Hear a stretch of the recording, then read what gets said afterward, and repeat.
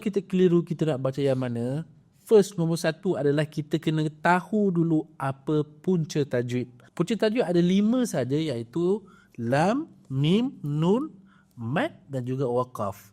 Katakanlah kita tak tahu cara baca yang betul macam mana.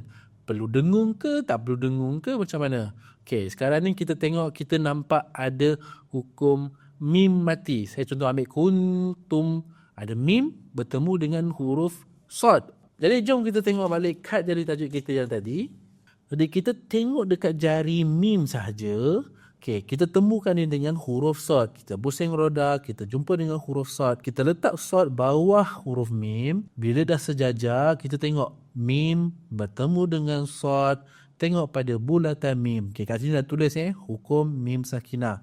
Dah tulis dah. Warna apa? Iaitu warna biru. Jadi kita rujuk pada jari mim kita tadi ni, apa yang berwarna biru. Jadi warna biru adalah izhar syafawi. Bermaksud kita kena jelaskan mim tanpa dengung.